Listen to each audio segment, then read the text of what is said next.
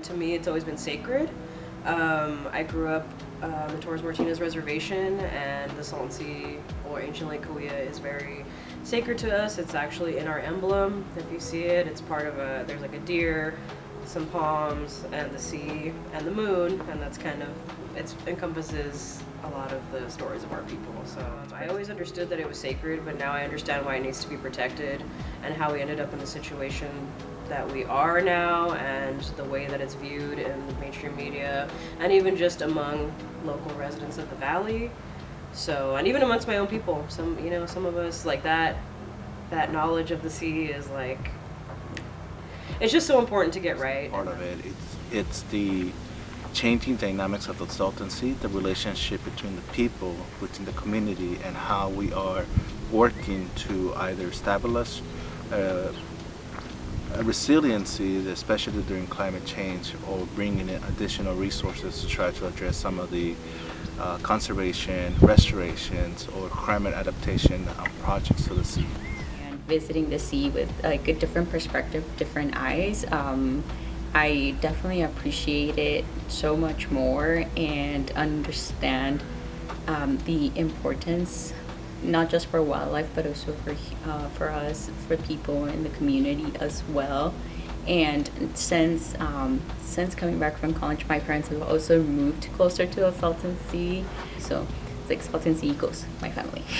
I see how complicated it is, and it continues to be, but there are small solutions that I think can amount to something that's bigger and that can be substantive. Just to the whole plight in general. My impression is like, yes, like there are issues lying there, but there's a lot of water, there's a lot of opportunity. It could be something different than what it is.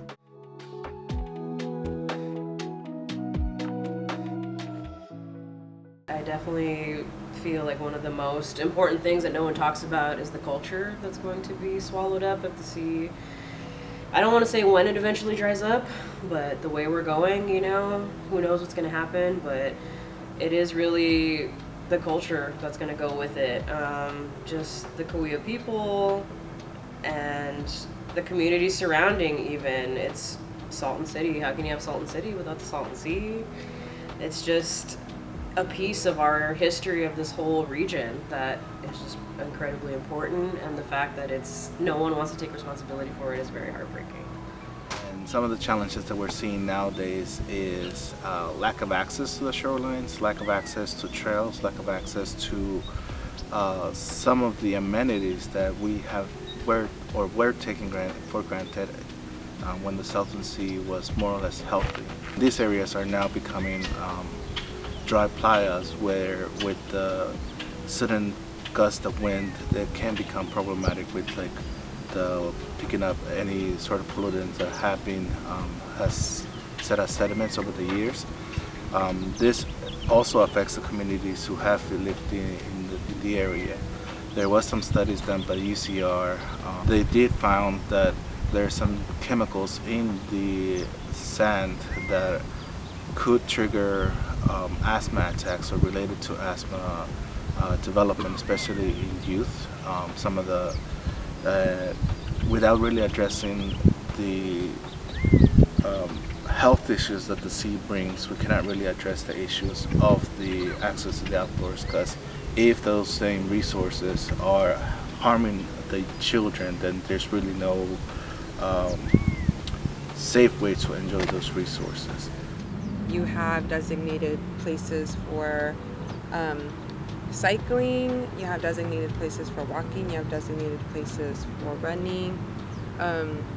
You experience that in Palm Desert, you experience that in La Quinta, some parts in Indio, and then I would even venture to say like you're starting to see that here a little bit in Coachella too.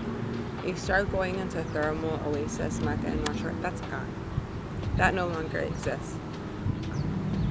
That to me is a big issue, is just the lack of infrastructure for the sake of safety, for the sake of people's mobility, and just understanding that when you have infrastructure, it leads to so much, and it leads to having healthcare equity, it leads to having education equity, because then maybe you lay the groundwork for schools to come into the region, right? We have kids that are driving really far just to go to school every day.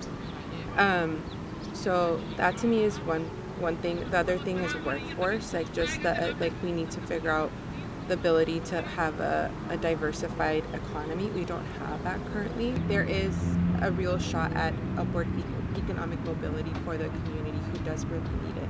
I'm not saying that they can't continue working as farm workers or in the service industry if they would like, but having the opportunity to explore other career paths. And that right now is very limited compared to other parts of the valley. So that to me is just, there's an inequity there that needs to be addressed.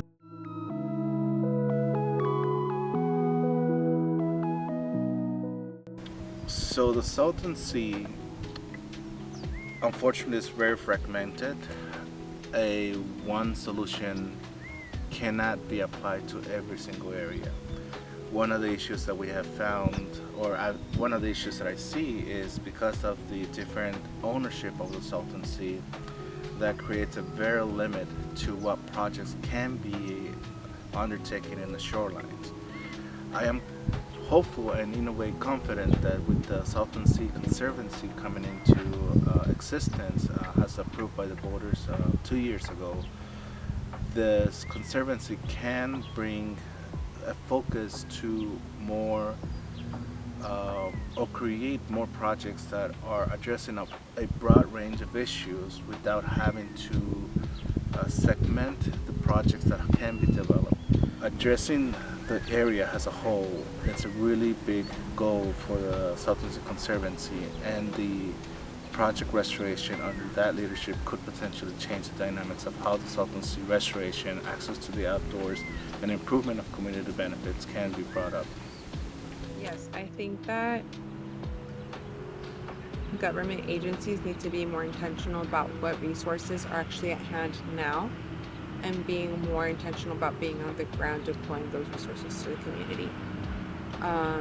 Or using community partners such as Alianza, such as Audubon, or others that have a really good relationship with communities to deploy those resources.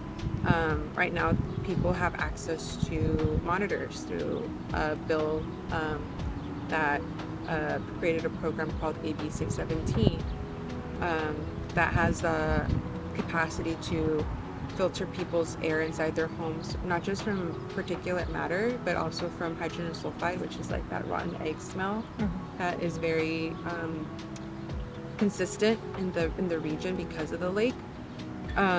So making it like decreasing the barrier so people have easier access to things like that.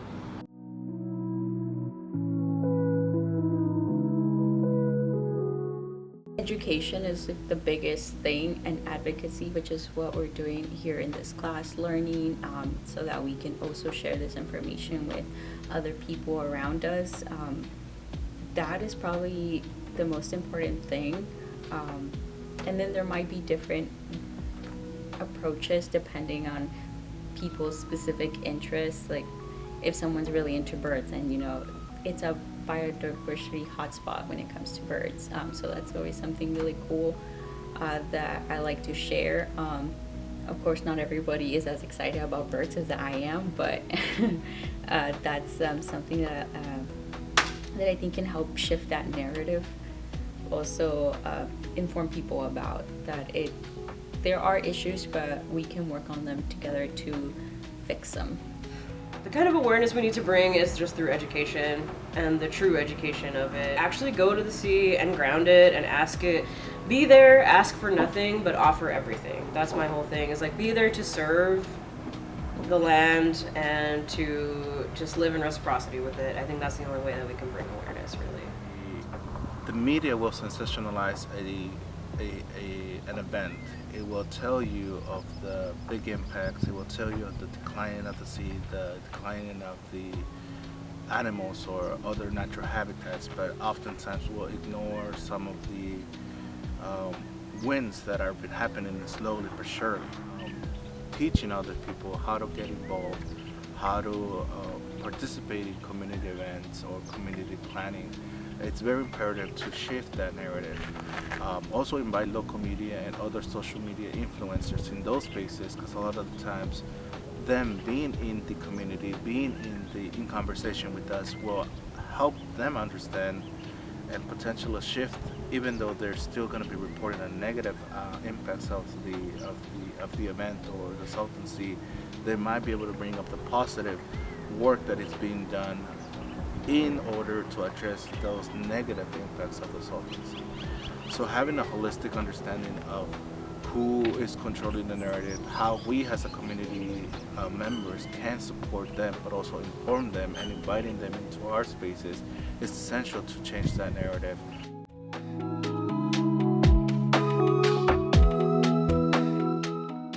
For my capstone project, I did like a movement. I called it movement at the sea. It was technically stretching and stuff, but still. Now my favorite memory is actually when I had that class out there, because it just felt very special, because the group of people that did show up ended up being very special to me.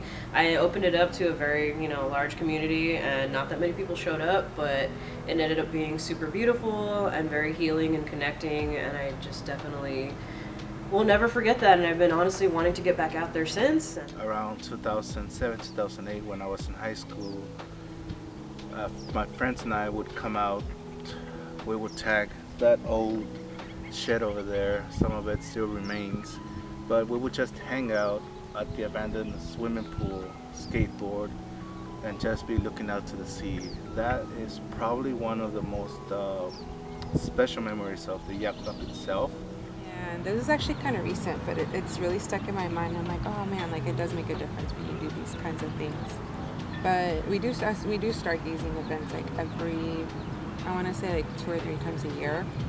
And it's really neat because we have an astronomer come out and he brings out these huge instruments. We have, other activities going on, and you'll have families line up and they get to look at like Jupiter per se, and they get to see like Saturn with a huge ring right around like and you can't believe that's real. Like you're like, oh, this is really cool. Like that it's not a picture. It's not like that is real. And at the last one, I want to say, there was a family of like 5 that came out at the very end, and we're like, like you're only going to be able to be here for like 15 minutes, like we have to pack and go.